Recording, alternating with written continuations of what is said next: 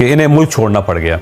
तो मुल्क छोड़ने के लिए ये यहाँ से खैबर पख्तूनख्वा गए। खैबर पख्तूनख्वा की गवर्नमेंट ने इनको सपोर्ट किया और इन्हें वो सरकारी गाड़ी के अंदर एयरपोर्ट लेके गए और यहाँ से इन्हें दुबई भिजवा दिया गया।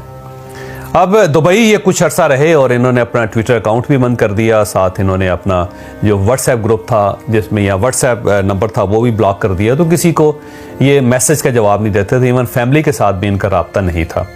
तो फिर दुबई में रहे। फिर उसके बाद ऑल ऑफ सडन एक दिन इन्हें दुबई की गवर्नमेंट ने इनसे रब्ता किया और रब्ता करने के बाद इन्हें यह कहा गया कि आपके पास 48 घंटे हैं, आप ये मुल्क छोड़ दें, और अगर आप ये मुल्क नहीं छोड़ते तो फिर हमें आपको पाकिस्तान के हवाले करना पड़ेगा। तो इमीडिएटली इन्हें मुल्क छोड़ना पड़ गया, दुबई छोड़ना पड़ गया। लेकिन अब यहाँ पे एक दूसरी कहानी भी है जिसका मुझे अब कंफर्म नहीं है कि बात दुरुस्त है या गलत है, लेकिन बहुत से अहबाब और रिश्तेदार उनके क्लेम कर रहे हैं कि उनके पास यूरोप का वीज़ा नहीं था और ना ही बरतानिया का वीज़ा था। तो अब सिर्फ वो यूएई में थे और उनके पास वीज़े नहीं थे। तो इमीडिएटली जब उन्होंने देखा कि कीनिया एक ऐसा मुल्क है जहाँ से पाकिस्तान को ऑन अराइवल वीज़ा मिल सकता है या ऑनलाइन वीज़ा मिल सकता है, तो उन्होंने कीनिया जाने का फ़ैसला कर लिया। कीनिया में अब इनके एक दोस्त भी थे जो बड़े करीबी दोस्त समझे जाते थे इनके, उनका नाम वकार है और पुलिस क्लेम ये करती है कि उनका नाम नगार है। अब ये नगार है या वकार है, ये तो आने वाले दिनों में ये चीज़ साबित होगी कि वाकई उनका नाम क्या है। उनका ताल्लुक कराची के साथ है और वो कीनिया के अंदर रियल स्टेट का कारोबार करते हैं।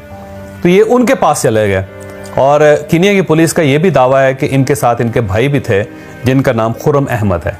तो खुर्रम अहमद और अरशद शरीफ दोनों कीनिया चले गए और कीनिया में भी जाके इन्होंने पाकिस्तान में किसी को इन्फॉर्म नहीं किया कि हम अफ्रीका के अंदर हैं या हम कीनिया के अंदर हैं, बल्कि इनके बारे में ये खबर फैलाई गई थी या ये खुद इन्होंने फैलाई कि मैं बरतानिया के अंदर हूँ, मैं इंग्लैंड के अंदर हूँ। और इंग्लैंड में भी जब लोग इनसे रब्ता करते थे तो वो यही प्रटेंड करते थे कि मैं इंग्लैंड में हूँ और किसी दिन आपसे डेफिनेटली मुलाकात करूँगा। लेकिन ये रहे कीनिया के अंदर ही और अपने दोस्त के घर ही ज़्यादातर ये मुकीम रहे और बाहर भी ये बहुत कम निकलते थे। फिर इस दौरान ये खबरें आना शुरू हो गई कि अब इनका राब्ता हो गया पाकिस्तानी इंतज़ामिया के साथ और अब इनके लिए मामलात कुछ दुरुस्त हो रहे हैं और ये पाकिस्तान वापस आ सकते हैं।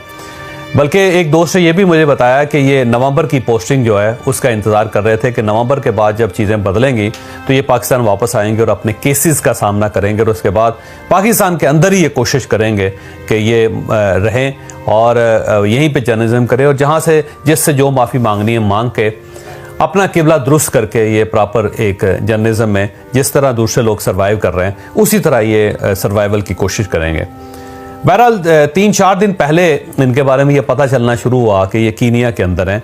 कुछ लोगों के साथ इनका राब्ता हुआ पाकिस्तान में, जो इनके दोस्त अहबाब थे वो, या फिर हो सकता है जो वकार साहब इनके दोस्त हैं या नगार साहब इनके दोस्त हैं,